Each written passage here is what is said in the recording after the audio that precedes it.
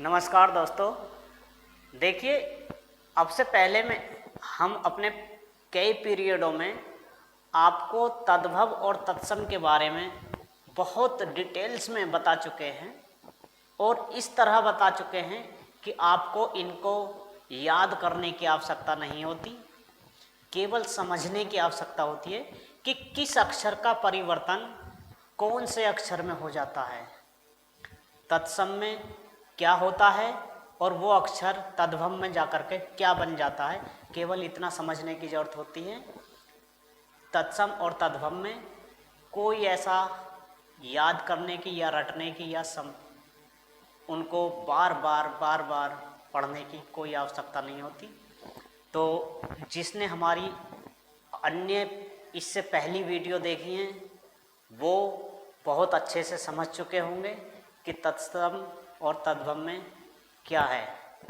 आज मैं पूरे टॉपिक को, तत्सम और तद्भव को एक बार फिर से सारे टॉपिक को एक साथ ले लेता हूँ, जो डिटेल्स में तो नहीं होगा लेकिन आपकी समझ में पूरा आएगा। जो जिन व्यक्तियों का लेखपाल, एसएससी, यूपी ट्रिपल एससी आदि का एग्ज़ाम आ रहा है,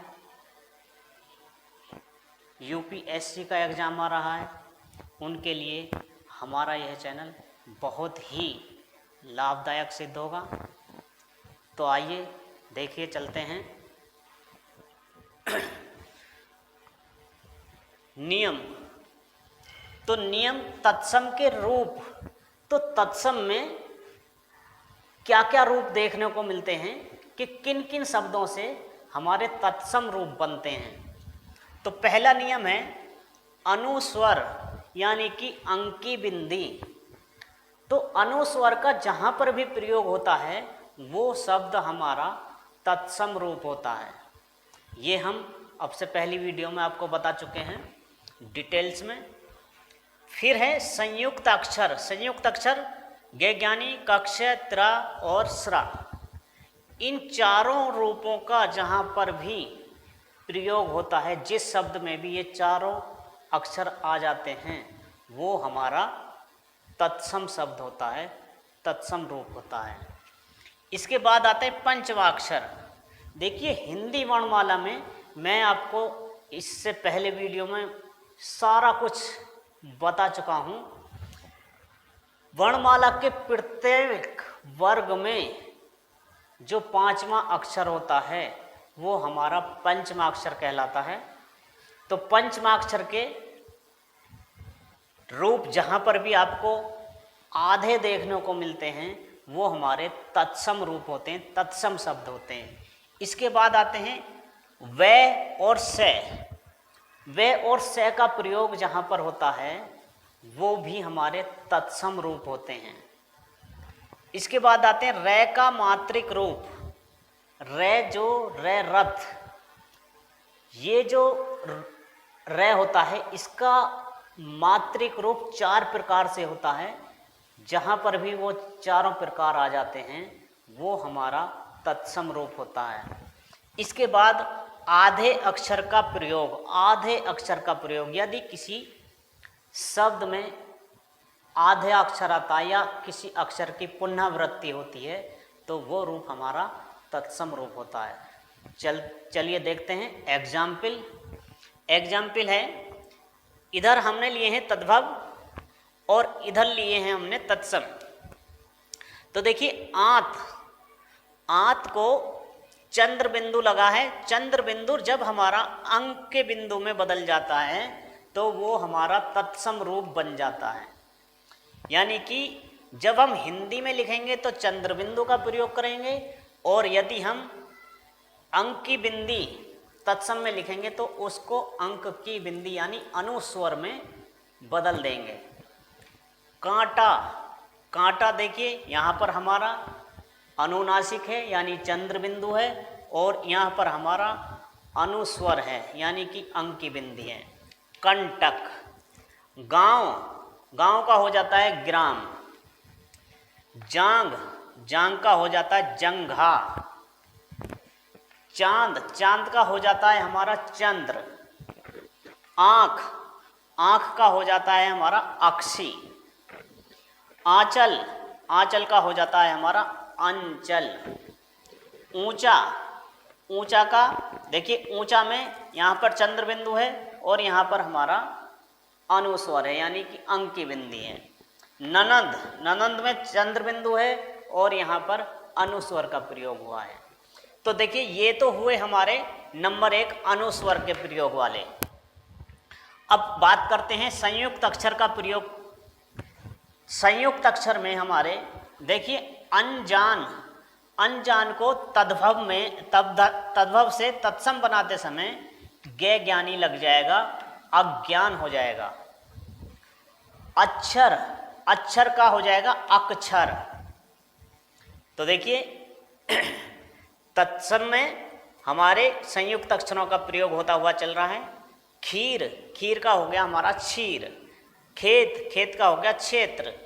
क्षमा, क्षमा का होगा क्षमा। चैत, चैत का हो गया चैत्र। पोता, पोता का हो गया पोत्र। आज, आज का हो गया अध।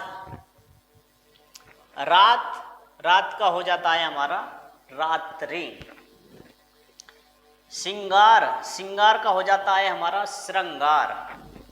सींग का हो जाता है श्रृंग। तो ये हो गए हमारे संयुक्त अक्षर के रूप, संयुक्त अक्षर के एग्जाम्पल हमने देख लिए।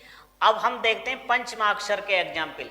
पंचमाक्षर के एग्जाम्पल देखिए गंगा, यदि हमारा अनुस्वर का प्रयोग है किसी अक्षर के ऊपर तो वो हमारा तद्भव होगा, और यदि उसको अनुस्वर को हम पंचमाक्षर में तोड़कर लिखते हैं, पंचमाक्षर का रूप बनाकर लिखते हैं, वो रूप हमारा तत्सम रूप होता है।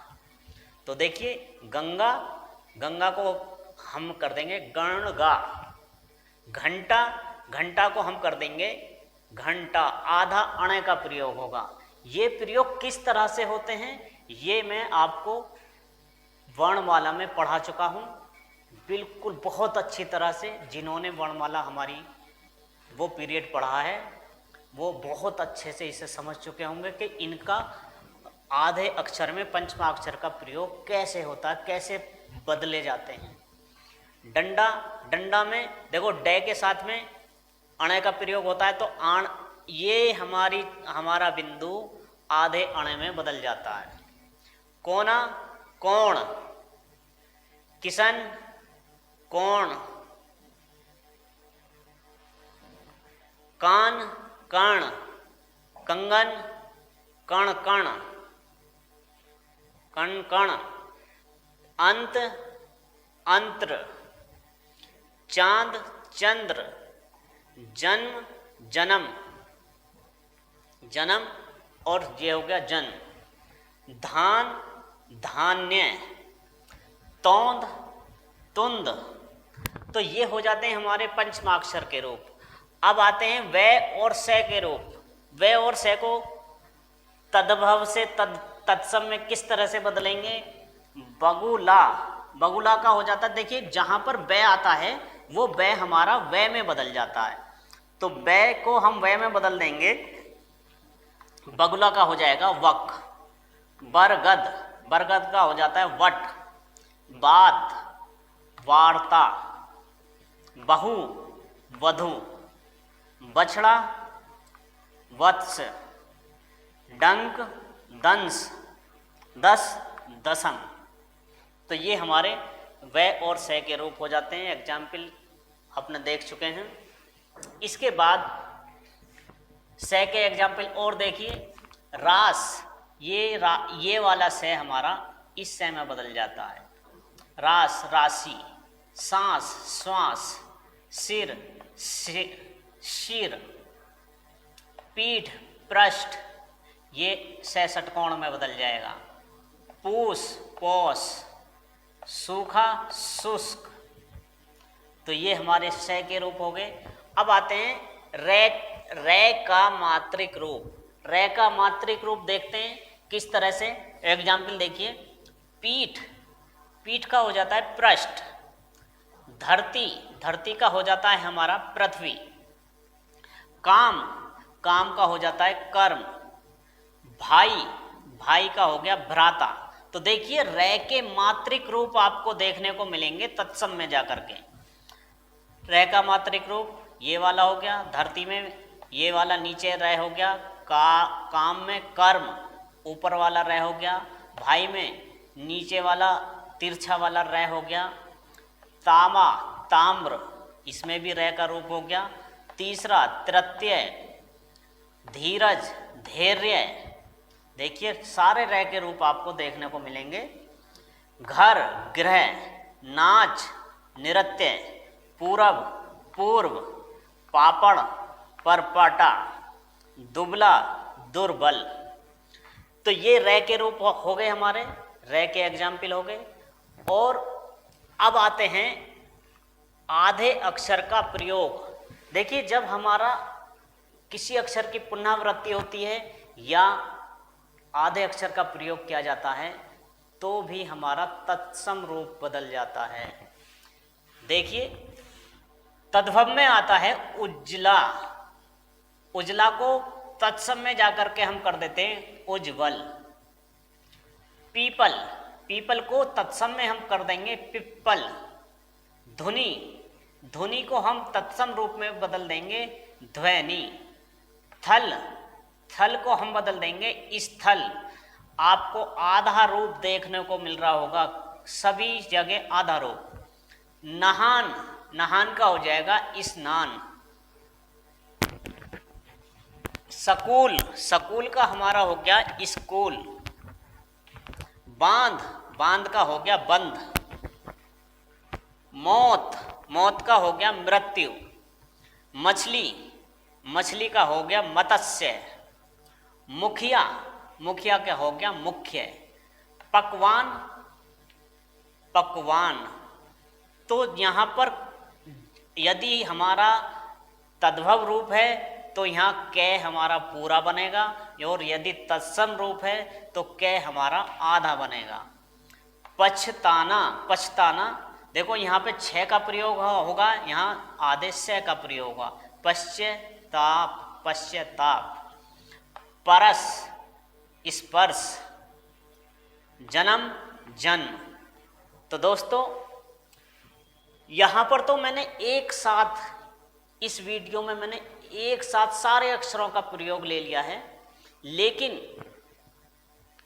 मैंने इससे पहले अपनी वीडियो में एक एक पीरियड एक एक अक्षर के ऊपर लिया है और बहुत सारे एग्जाम्पल उसमें दिए हैं। रै का मात्रिक रूप एक वीडियो में लिया है, संयुक्त अक्षर का रूप एक अलग वीडियो में लिया है, कक्ष का रूप एक अलग वीडियो में लिया है, बै और वै का रूप एक अलग वीडियो में लिया है। यदि आपने चैनल को सब्सक्राइब किया हुआ है तो आप बहुत अच्छे से पढ़ लेंगे, वरना आपकी मर्जी है, आपका भविष्य है। आप जो भी निर्णय लेंगे वो अपनी भलाई के क्षेत्र में लेंगे, और मेरी तो यही कामना है कि आप अच्छे से पढ़ें और आप जिस मुकाम पर पहुंचने की आस लगाए बैठे हैं वो मुकाम आपको जल्द से जल्द प्राप्त हो, यही मैं आशा करता हूं। इसके बाद मैं आपको समास के सेकंड पीरियड में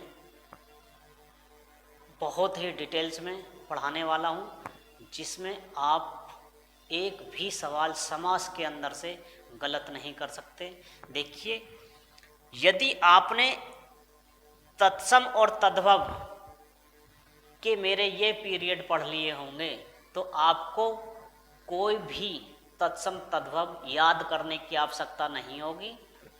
और लेखपाल भर्ती में, यूपीएससी भर्ती में, जो आने वाले बीएड एंट्रेंस की भर्ती में, आने वाले किसी भी एग्ज़ाम में यदि आपको तत्सम और तद्भव से कोई भी सवाल उठकर आता है तो मैं समझता हूँ आपका वो सवाल गलत नहीं होगा। बस मेहनत की आवश्यकता नहीं है, एक बार मेरा लेक्चर देखने और सुनने की आवश्यकता है। धन्यवाद।